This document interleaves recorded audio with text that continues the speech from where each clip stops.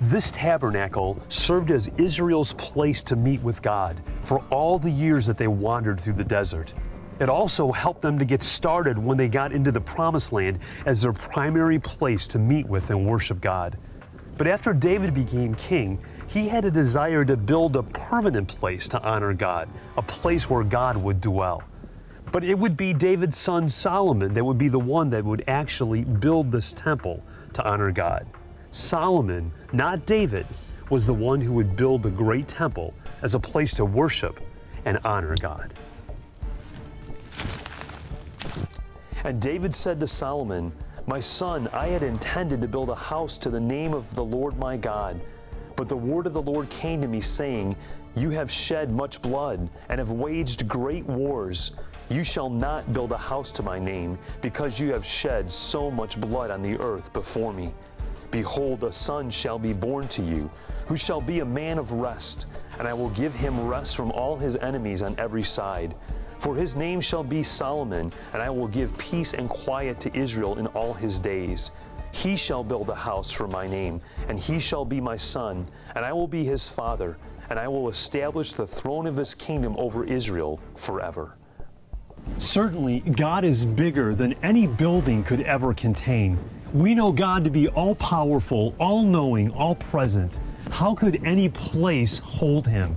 Well, Solomon understood this, and yet the temple would be a special place where God would meet with his people. But will God really dwell on the earth? The heavens, even the highest heaven, cannot contain you. How much less this temple I have built? Yet give attention to your servant's prayer and his plea for mercy, O Lord my God. Hear the cry and the prayer that your servant is praying in your presence this day.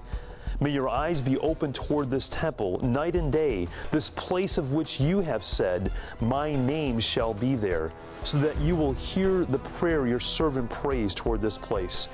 Hear the supplication of your servant and of your people Israel when they pray toward this place.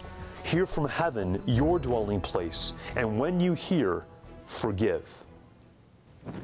Do you have a special place that you go to meet with God? I know God is everywhere, but do you have a special place where you go when you want to spend time with Him? If not, let me encourage you to find a place, any place, a place where you can go and spend some undistracted, focused time with God. The temple and wisdom. These are the two things that Solomon is most remembered for. But if you recall, God also blessed him with the things he didn't ask for as well. God gave him riches and honor that were unequaled among the kings of the earth. All King Solomon's goblets were gold, and all the household articles in the palace of the forest of Lebanon were pure gold. Nothing was made of silver, because silver was considered of little value in Solomon's days. The king had a fleet of trading ships at sea, along with the ships of Hiram. Once every 3 years it returned, carrying gold, silver, and ivory, and apes and baboons.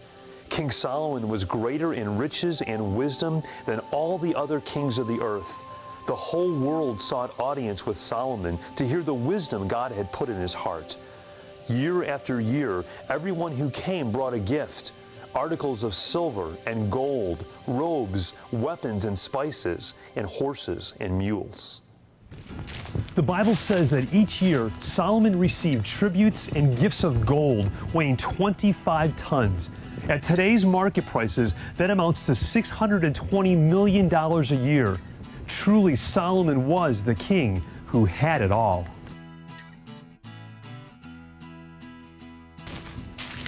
But did having it all cause Solomon to feel he lived above the rules? Being the richest and the wisest king who ever lived, did that make him think he didn't need to follow God's standards? God has been and still is searching for a people whose hearts would be fully committed to Him. He gave Solomon everything, and in Jesus has given us everything, and desires that we would give Him our complete lives and loyalty in return. It seems so straightforward. Love the Lord your God with all your heart and all your soul and all your mind. and all your strength. But my heart is deceitful, and my soul is divided. My mind wanders, and my strength is all used up. I have a desire for God, but it just seems hard to continue to chase after Him. I know what my struggles are, but I continue struggling with them. What do you struggle with? What is it that causes your heart to wander away from God? For Solomon, it was women.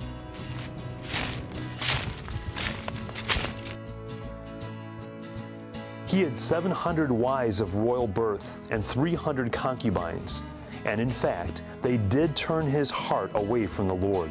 In Solomon's old age, they turned his heart to worship other gods instead of being completely faithful to the Lord his God, as his father David had been. Since Solomon was a boy, he had heard the 10 Commandments. I'm sure he knew the first one by heart. You shall have no other gods before me. So what was Solomon thinking? How did he allow himself to be led astray? I guess the saying is still true. The bigger they are, the harder they fall. Solomon had started so well, but he gave it all away. He had chosen well in asking God for wisdom. He had honored God well in building the temple. But Solomon allowed his heart to be turned away from God. Take a moment to consider your relationship with God. Think about your loyalty and your commitment. Recognize what it is that might turn your heart away from Him. Now imagine a life lived in complete devotion to God, a life that honors Him in all ways, a life that chooses to seek His ways first, a life that lives out and prays, "Thy will be done." This is the life you've been called to live. This is the story that God has written for you.